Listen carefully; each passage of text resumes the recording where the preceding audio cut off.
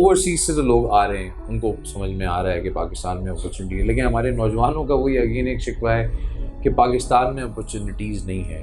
तो क्या आप इस बात से मतलब इत्तेफाक करते हैं? असल में ये वही अगेन सोच का मसला है। वो समझते हैं कि अपॉर्चुनिटी ये होती है कि मैं 11वां खिलाड़ी हूँ, तो बस किसी तरीके से ना वो कोई ज़ख्मी हो जाए और क्या कहते हैं इसको 11th मैन मेंटालिटी कहते हैं।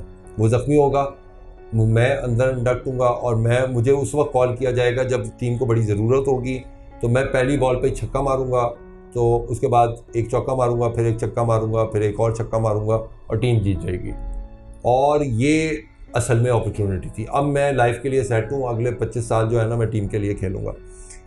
इसी तरीके से ये होता है कि यार एक दिन मैं किसी टैक्सी में होऊंगा, तो वहाँ पे मुझे जब मैं एंटर हूँगा तो एक बैग पड़ा हुआ मिल जाएगा और उस बैग में बहुत सारे पैसे होंगे और उस बैग को मैं इस्तेमाल कर लूँगा। ये अपॉर्चुनिटी है।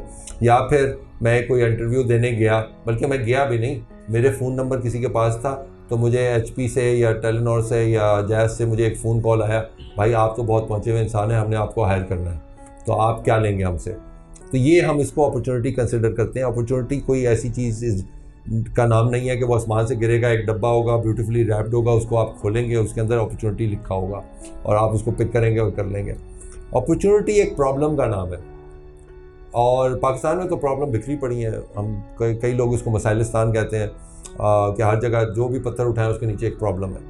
प्रॉब्लम को कन्वर्ट करना अपॉर्चुनिटी में ही अपॉर्चुनिटी है। आप क्या देखते हैं? आप देखते हैं कि भाई खालिस दूध नहीं मिल रहा, आप कहते हैं ये प्रॉब्लम है, मेरे लिए अपॉर्चुनिटी है, मैं कल से खालिस दूध सप्लाई करना शुरू कर दूं, मुझे डबल देंगे पैसे। कितने लोग इस वक्त मौजूद हैं जो मुझे 200 रुपये 250 रुपये खालिस दूध, इस बात की गारंटी हो कि ये खालिस दूध है।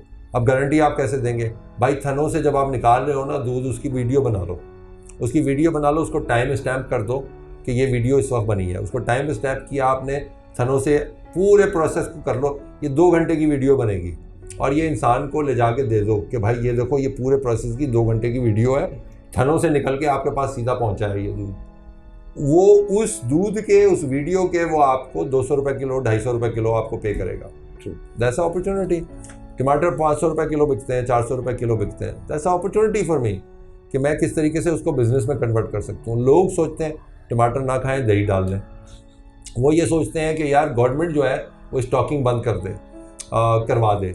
वो कहते हैं सप्लाई चेन बेहतर कर दे। वो कहते हैं यार बड़े बड़े जो है आपके फ्रीज़र क्रिएट कर दे जिसके अंदर वो हम उसको कंजर्व कर सकें। वो कहते हैं यार उस वक्त हम केचप बना लें जब वो 16 रुपये किलो बिक रहा होता है। तो पॉइंट ये है कि ये सारी अपॉर्चुनिटीज़ बिखरी पड़ी हैं पाकिस्तान में। जहाँ पे आपको ये लगे ये प्रॉब्लम है, इवन सड़क टूटी हुई है, सड़क टूटी हुई होना एक बहुत बड़ी अपॉर्चुनिटी है।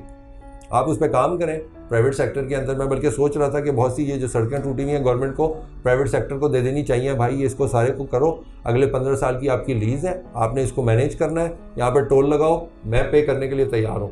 एक्स्ट्रा लेन क्रिएट कर दें उसके अंदर, जो लोग उसको एक्स्ट्रा पे करें, जिसके अंदर कोई गाड़ी नहीं होगी। आपको लोग 200 रुपये हाईवे के ऊपर पे करेंगे पर टाइम कि यार मुझे आज जल्दी पहुँचना है। वो कहेगा यार 200 रुपये दे के विदाउट स्टॉप मैं वहाँ पे एंटर हूँगा। कचरा है, कचरा साफ़ करना, लोग यार बाज़ दफ़ा आपको प्रीमियम देने के लिए तैयार होते हैं, यार ये कचरा उठा लो यहाँ से सफाई। आप ऑफिस के अंदर अपनी मिसाल ले लें, आपने नहीं हायर किया हुआ होता ऑफिस के अंदर एक क्लीनर, इसी तरीके से सड़क का क्लीनर भी हो सकता है। आप क्लीनर को पे करते हैं ना 20,000 रुपये कि भाई आगे मेरी सफाई कर दो सारी रात को सुबह को। एवरीवेयर इज़ अपॉर्चुनिटी, हर बिखरी पड़ी है। वेस्ट के अंदर ये सारी अपॉर्चुनिटीज़ नहीं है, वहाँ पे तो वो प्रॉब्लम सॉल्व हो चुकी हैं सारी। तो अपॉर्चुनिटीज़ तो एशिया में है, जहाँ पे इसी वजह से हम इमर्जिंग मार्केट्स कहते हैं इनको, कि यहाँ पर ये अपॉर्चुनिटीज़ हैं। इसलिए ग्रोथ कहाँ पे आनी है? इंडिया में आनी है, पाकिस्तान में आनी है, टर्की में आनी है, फिलीपीन में आनी है, म्यांमार में आनी है, श्रीलंका में आनी है। That's where the real growth is going to be. ये एशिया की सेंचुरी है, तो इस बात को समझें। और Pakistan is the 5th biggest country of the world, ये याद रखें कि 5th बिगेस्ट कंट्री है। इसको समझें, अपने मकाम को समझें। और हमारे पास जो एलिवेशन है सी लेवल से लेकर 16,000 फीट सी लेवल तक, जहाँ पे मेटल रोड एग्जिस्ट करती है, ये किसी दुनिया में है ही नहीं।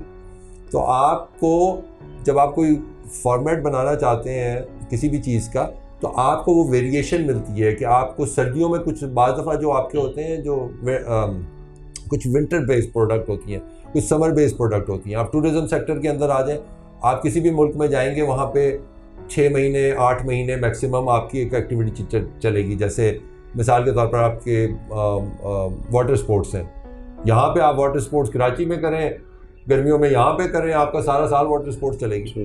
तो ये चीज़ है।